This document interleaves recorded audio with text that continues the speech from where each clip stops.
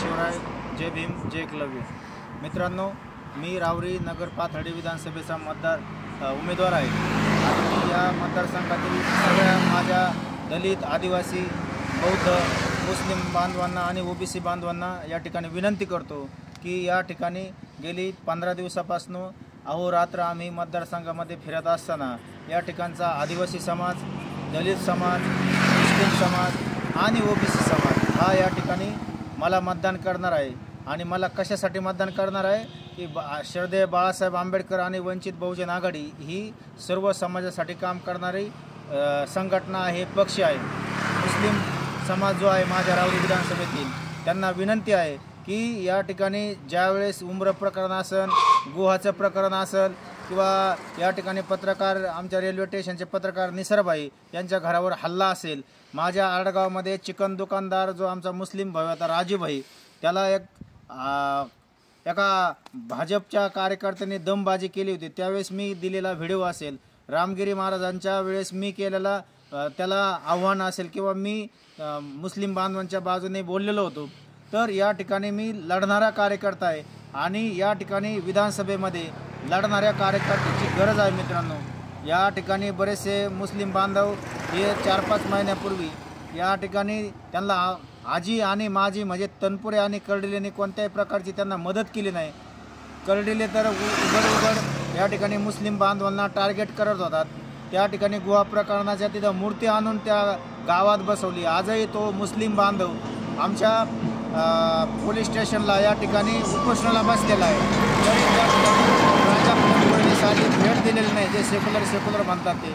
आणि म्हणून माझी इथल्या मुस्लिम बांधवांना विनंती आहे की आमचा दलित बांधव एकत्र झालेला आहे, आदिवासी बांधव एकत्र झालेला आहे, ओबीसी बांधवसुद्धा या ठिकाणी जरांगे फॅक्टरमुळं या ठिकाणी मराठा म्हणून कर्डिले आणि तनपुरेला मतदान करणार नाही, तो वंचित बहुजन आघाडीचा प्रचार करत आणि मी माझा प्रचार करीत आहे तिसगाव, पाथर्डी आणि आमच्या रावरी विधानसभेमध्ये सुद्धा या ठिकाणी। म्हणून इथल्या सगळ्या माझ्या मुस्लिम बांधवांना मी हात जोडून विनंती करतो की मित्रांनो, तुमच्या मतावर माझा विजय निश्चित आहे आणि तुमच्या मताच्या जीवावरच मी या ठिकाणी उभा राहिलेलो आहे। आणि म्हणून तुम्ही या ठिकाणी कोणत्याही नकट्या चापट्याला या दोघांनाही मतदान देऊ नका।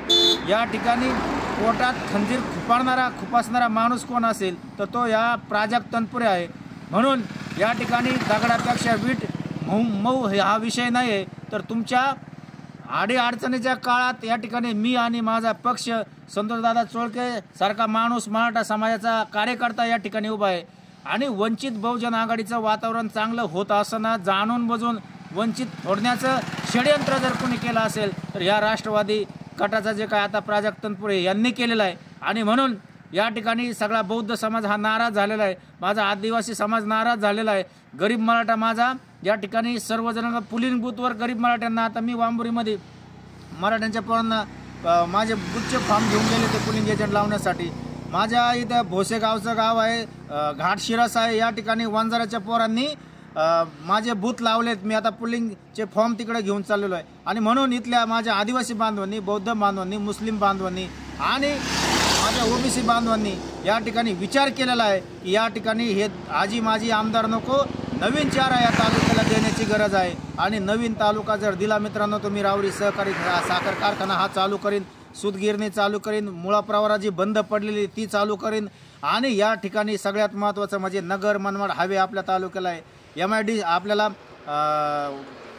भारतातलं 1 नंबर विद्यापीठ, कृषी विद्यापीठ आपल्याकडे आहे, रेल्वे स्टेशन आपल्याकडे आहे। आणि म्हणून इथं MIDC मी फार मोठ्या प्रमाणात MIDC मोठी करेल आणि या ठिकाणी मोठ्या MIDCच्या ज्या काही कंपन्या त्या इथं घेऊन येऊन इथल्या रावरी विधानसभेतील सर्वसामान्य जनतेला, सर्वसामान्य कार्यकर्त्याला प्रत्येक घरात नोकरी देण्याचा प्रयत्न करत। आणि म्हणून या ठिकाणी वंचित बहुजन आघाडीचा उमेदवार म्हणून मला मतदान करा, एक आंबेडकर घराण्याचा उमेदवार म्हणून मला मतदान करा। आणि श्रद्धेय बाळासाहेब आंबेडकर हे 70 वर्षाचे असतानासुद्धा आज आमच्या उमेदवारांसाठी सभा घेत आहे, वातावरण सगळं बदललेलं आहे, वंचितमय वातावरण झालेलं आहे। आणि म्हणून रावरीच्या सर्व मतदार बंधूंनी या ठिकाणी भगिनींनी मला मतदान करावं अशी मी तुम्हाला कळकळीची विनंती करतो आणि या ठिकाणी थांबतो। जय शिवराय, जय भीम, जय एकलव्य।